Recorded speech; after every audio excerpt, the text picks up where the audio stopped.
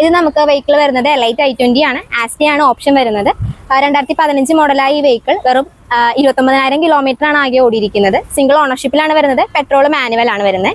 ഇതിനെ നമ്മൾ ചോദിക്കുന്ന പ്രൈസ് 530 ആണ്. കൂടാതെ 6 മാസത്തെ വാറണ്ടി പ്രൊവൈഡ് ചെയ്യുന്നുണ്ട്. ഫിനാൻസും അവൈലബിൾ ആണ്. ഇത് നമുക്ക് വെഹിക്കിൾ വരുന്നത് ഫോർഡ് എക്കോസ്പോർട്ട് ആണ്.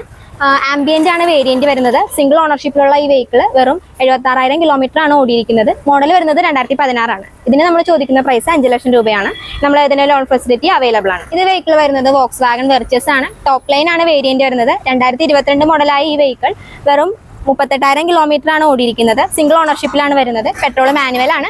ഇതിന് നമ്മൾ ചോദിക്കുന്ന പ്രൈസ് 12,90,000 ആണ്. ഇതിന് ഫിനാൻസ് ഫെസിലിറ്റി അവൈലബിൾ ആണ്. ഇത് നമുക്ക് വെഹിക്കിൾ വരുന്നത് ഹ്യുണ്ടായുടെ തന്നെ ഏറ്റവും പുതിയ വാഹനമായ ഓറയാണ്. 2021 മോഡലായ ഈ വെഹിക്കിൾ XS പ്ലസ് വേരിയന്റിലാണ് വരുന്നത്. സിംഗിൾ ഓണർഷിപ്പിലാണ് വാഹനം ഇപ്പോൾ ഉള്ളത്. വെറും 8,500 കിലോമീറ്റർ ആകെ ഓടിയിട്ടുള്ളൂ. ഈ വാഹനത്തിന് നമ്മൾ ചോദിക്കുന്ന പ്രൈസ് 680 ആണ്.